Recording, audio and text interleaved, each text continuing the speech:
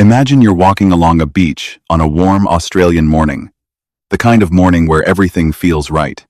The ocean is right there, the air is clean, and life is just good. And then you see him.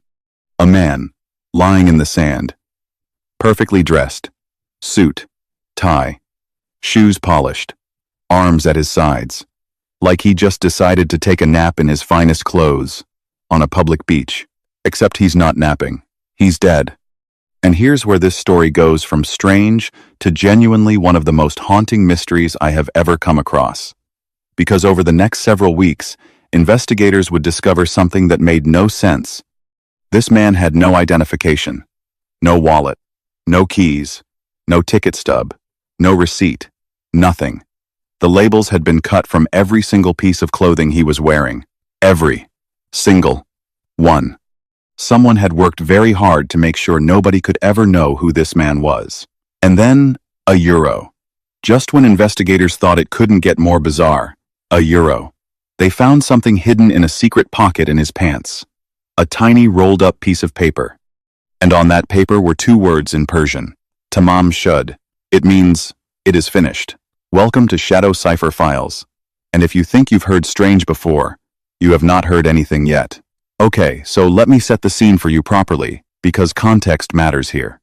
It's the 1st of December 1948, Somerton Beach, Adelaide, Australia. A man's body is found in the early morning. He's in his mid-40s, maybe early 50s. Well-built, healthy-looking, actually a euro.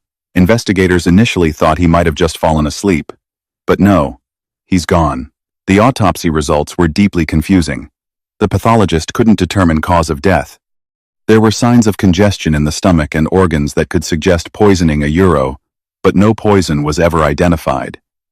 The technology of 1948 could only take them so far. So right from the start, this case had layers. No identity, unknown cause of death, and that extraordinary deliberate removal of every label from his clothing. Someone wanted this man to disappear. Not just physically a euro, but from history itself, from any possibility of being traced, identified, known, and it almost worked. Investigators were stuck for weeks, until someone remembered that at the Adelaide train station, there was an unclaimed suitcase. They went to look at it.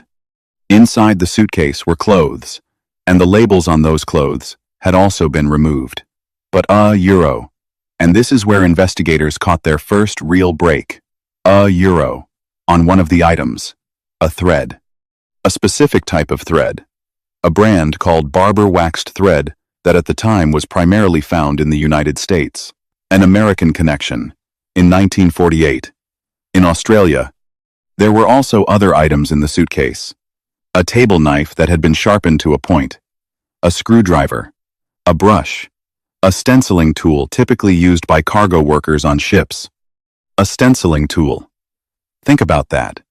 This man might have been a merchant seaman, or someone who worked around shipping.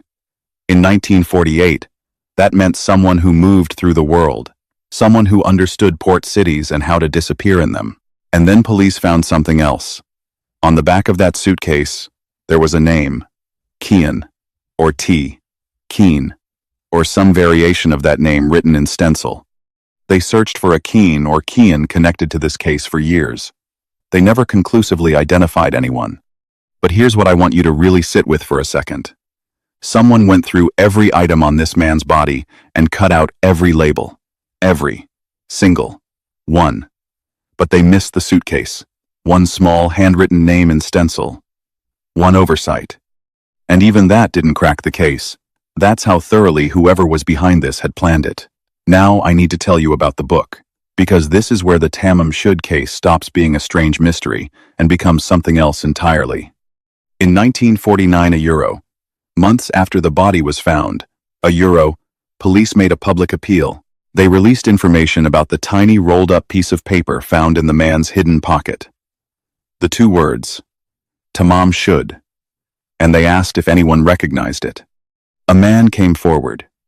He said he had found a copy of a book called The Rubaiyat of Omar Khayyam on the back seat of his car around the time the body was discovered. Someone had apparently thrown it there. He'd kept it but thought nothing of it. Police examined the book, and on the back inside cover, under ultraviolet light, they found something that stopped everyone cold. 5 lines of handwritten letters, all capitals, no spaces between groups, no punctuation, no pattern that matched any known language or cipher system that investigators in 1949 could identify. It looked like this: Wergoababt, Mliawi, WTB Impanet, Mliaboayaksi, Eatmet Samstgub. These are the lines that have now been studied by professional cryptographers, intelligence analysts, amateur code breakers, and dedicated researchers for over 70 years. Nobody has decoded them. Not one line. Not one word. Nothing. The FBI was consulted. British intelligence was consulted. Some of the most sophisticated code-breaking minds of the post-World War II era a euro. People who had literally cracked Nazi cipher systems a euro. Looked at these 5 lines. They had nothing. There was something else in the book, too. A phone number. Investigators called it. A woman answered. Police interviewed her. She was a nurse, a young woman at the time living in Adelaide. She said she didn't know who the man was. She denied any connection to him. But here's the thing. When police showed her a plaster cast of the dead man's face, a euro, they had made one specifically because they couldn't identify him. A euro. Her reaction was strange. Witnesses described her as going pale, as being visibly shaken. She composed herself quickly and maintained that she didn't know him. She's known in this case as Jo Thompson, though that may not have been her real name.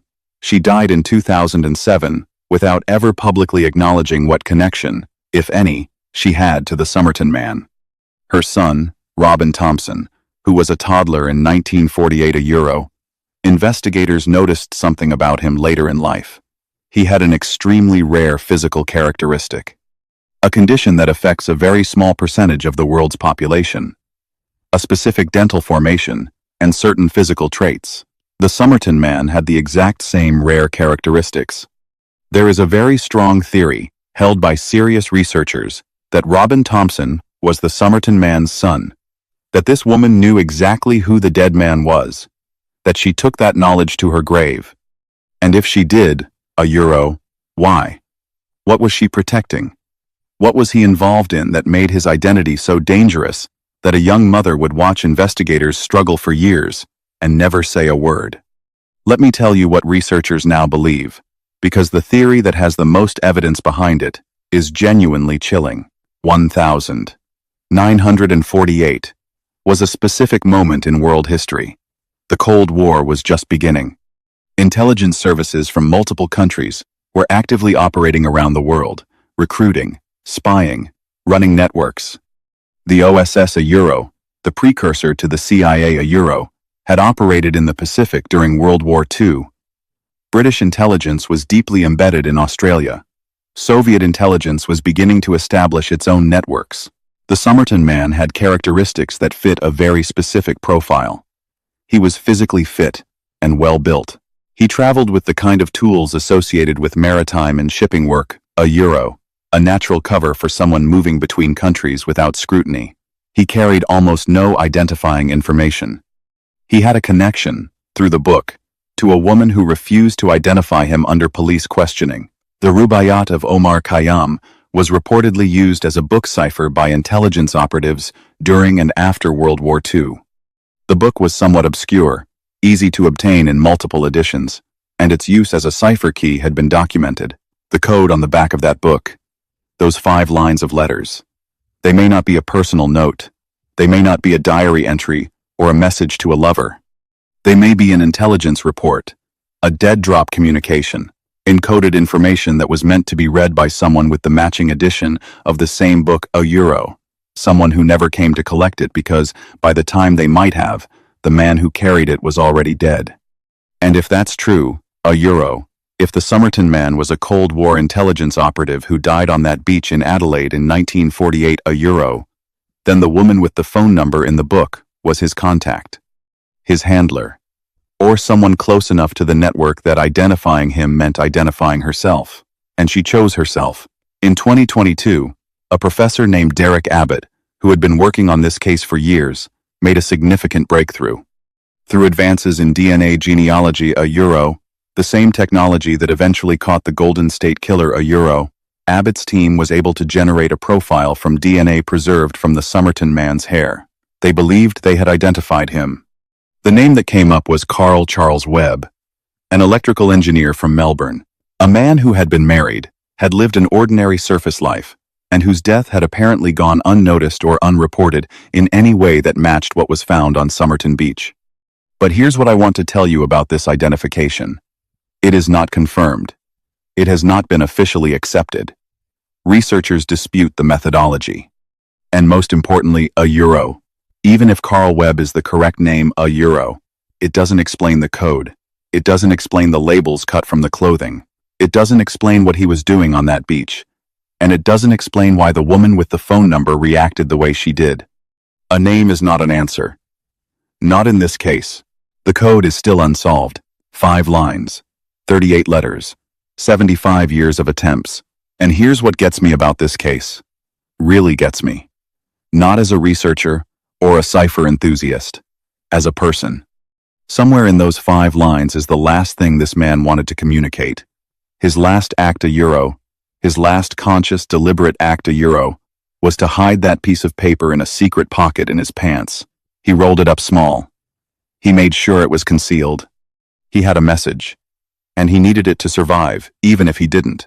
He was found with nothing. No name, no history, no face that anyone would publicly claim. And yet he sat on that beach or was placed there on a warm Australian summer night, with 2 words in his pocket that said, "It is finished." Did he know he was dying? Did he choose that beach? Was Tamam Shud a message to someone? A final communication in a language only one person was supposed to understand? We don't know.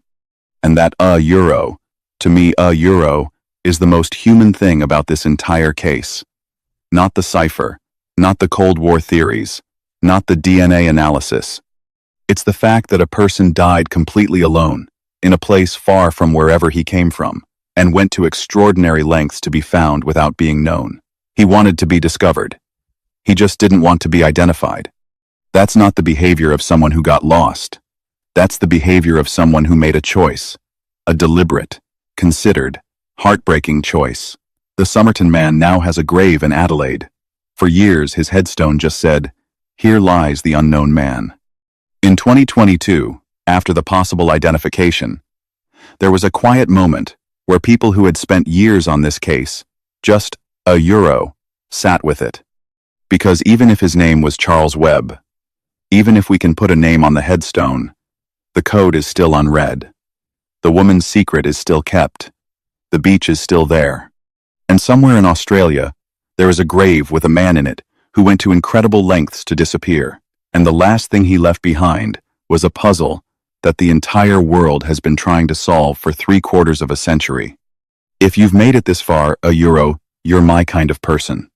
Leave 1 word in the comments that describes how this case makes you feel. Just 1 word. I want to see what this story does to people. Subscribe to Shadow Cipher Files, because next week we're going somewhere I've been wanting to take you for a while. A note left at a crime scene. Hundreds of experts. 0 consensus. And a family that has been waiting for an answer since 1996. This is Shadow Cipher Files. Tamam Shud. It is finished. See you next week.